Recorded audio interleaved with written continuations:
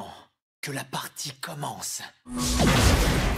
Salut à tous, aujourd'hui on se trouve pour encore du Toulouflu. Donc cette fois-ci nous avons Yui Kotegawa de chez Union Créatif. Ah, mais qu'est-ce qui se passe? J'ai l'impression de voir double. Comment se fait-il? Alors, pourquoi vous voyez double? Pourtant, il y a une chose différente. Il y a pourtant un petit sticker. C'est une version limitée. Voilà. Donc en fait, Union Créatif nous a sorti Yui Kotegawa avec soit sa veste ou alors avec son gilet. Donc évidemment les boîtes c'est exactement les mêmes. Ah, on montre bien. Voilà. Donc en gros, ils ont pris les mêmes boîtes. Voilà, donc ils sont pas merdés là par contre Union Créatif, et ils ont juste posé le sticker. Ça ce qui arrive, c'est souvent dans certains fournisseurs, ils veulent pas recréer de boîte quand il y a des versions différentes, ils reprennent juste la même boîte et ils te posent un sticker comme on le voit ici, un 6, voilà, limite édition. C'est à dire que celle-ci va être plus rare à trouver. Donc je ne sais plus combien je les ai touchés, un peu moins de 100 €. Donc je les ai pris, évidemment je les avais pris en précommande, donc forcément ça m'a coûté bien moins cher. Donc du coup j'en avais pas en version 1.6 de Yui Kotegawa, j'en ai une mais elle n'était pas aussi grande. Alors il y en a une qui devrait sortir avec son chemisier, donc je sais plus si je l'ai précommandé ou pas, ou si elle va sortir. Je sais plus, il faut que je regarde pour être sûr, parce qu'ils en sortent tellement. Ça c'est le problème, c'est que si t'en as tellement que à un moment donné tu sais plus où donner de la tête. Alors j'essaie de prendre vraiment celle qui me convient. Donc là on la retrouve Yui dans sa façon de l'animé Toulouflu. Voilà. Elle est toujours, on va dire, c'est la déléguée de classe, donc toujours autoritaire. Donc attention, si tu dis le passage, c'est elle qui va te remettre un peu à peu près dans l'ordre, dans le droit chemin. On a une version, donc là elle a son regard, vous voyez, un peu plus sérieux, donc avec les yeux un peu crispés, enfin sourcillés. Et on a là une version vous voyez, avec un visage un peu plus, on va dire, gêné. Voilà, elle se tient les bras croisés, voilà, un peu plus timide, on va dire. Donc du coup on va les déballer pour les inspecter de plus près.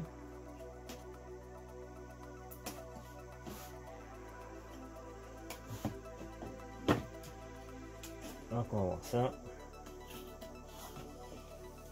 Donc ouais, j'ai fait, vous avez deux figurines pareilles pour le prix d'une. Au lieu de faire une vidéo de chaque, j'en fais les deux en même temps là, puisque c'est quasiment la même.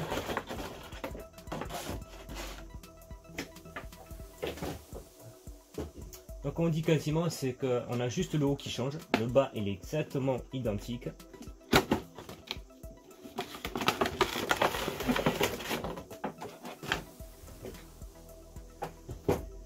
Donc là, hop, on la voit à peu près, voilà, on voit un peu mieux.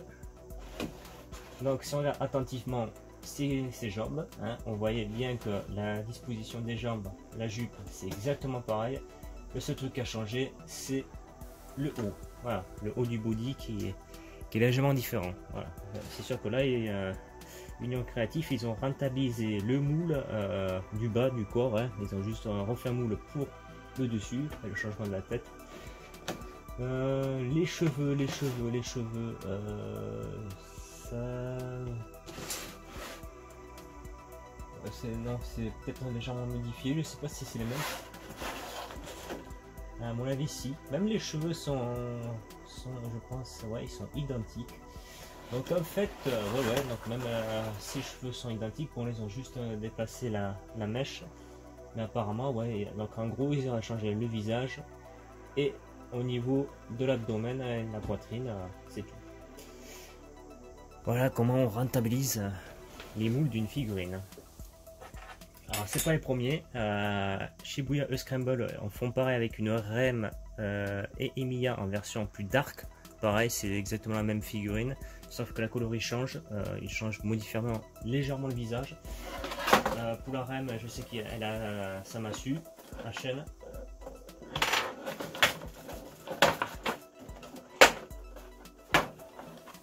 Hop.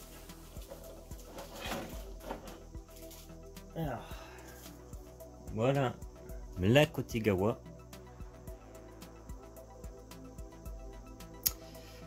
Ça c'est pour un ami. Voilà. Donc, bon, ma foi, elle est bien réussie. On voyait bien le détail des cheveux. Ouais, le sculpte. Même au niveau des chaussures, tu as le dégradé du marron plus foncé. Alors, on va prendre le socle. Bon, un socle transparent. Voilà. Un socle basique. Voilà.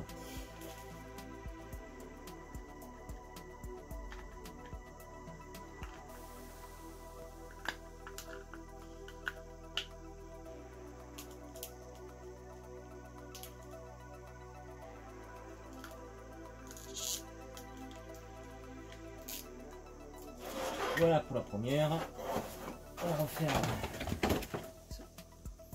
Bon, on a la première. Passons à la deuxième.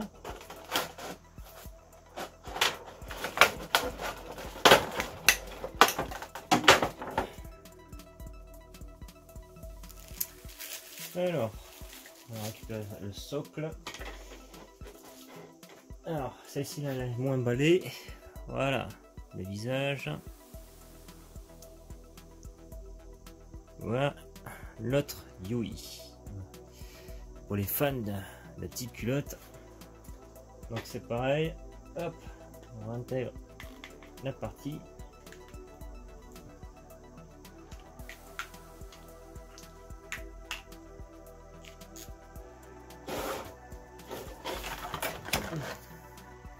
Alors voilà les deux versions de Yui Kotegawa. Je pense qu'il n'y a pas beaucoup qui ont dû le présenter ça en vidéo. D'ailleurs, je n'ai même pas regardé. Peut-être que nos amis japonais l'ont fait, je sais pas. Peut-être que je regarde. Donc on a les deux versions. Donc bon, on sait que la peinture elle est bien faite. Alors, on compare bien de l'arrière. Voilà. Après, à vous de voir pour ceux qui veulent soit les deux versions ou une version soit celle de droite ou celle de gauche. Bon, j'ai pris les deux versions, hein. Comme je vous ai dit, j'avais pris un préco, donc quand même goûté bien moins cher. Maintenant je sais pas parce que ça fait un petit moment que je les ai, donc peut-être que ça va monter la cote ou pas. Ça dépend des figurines. Donc voilà, j'ai pris ces deux versions puisque bon, tu as le gilet normal qu'on la voit et après avec sa veste. Donc voilà, ça fait deux Yui Kotegawa. Donc c'est sûr qu'ils ont juste changé ça. Voilà, le visage, voilà. Le reste, donc à partir de là, et les cheveux, c'est pareil. Donc c'est sûr que là, ça n'a pas dû chez Union Créatif leur coûter bien cher, quoi. Ils ont juste changé le haut de la figurine avec le visage. Et puis voilà. Voilà, le paint après ça reste pareil au niveau du bas, au niveau de la jupe. Bon là, on a un socle transparent. C'est sûr que c'est pas comme le Mega House 7 SAO que j'ai eu, où le socle il n'était pas fidèle du tout. Là, t'as un socle transparent, t'es sûr que bon, c'est vite réglé. Donc, bon, ça je vais pas retoucher ce genre de socle, c'est parce que si je m'amuse à retoucher tous les socles, j'ai pas fini. Mais celui de SAO, il y avait vraiment besoin que je le retravaille.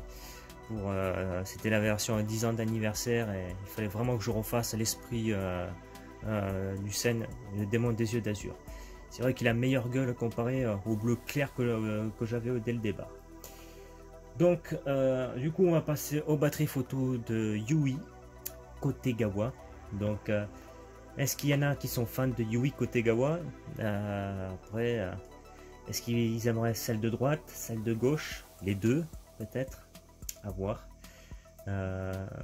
Donc, c'est un personnage qui peut être assez rigolo. Donc, au premier abord qu'on peut la voir, elle peut paraître froide et toujours, on va dire, stricte, sérieuse, mais en fait elle se cache qu'elle a une âme sensible, notre Yui Kotegawa.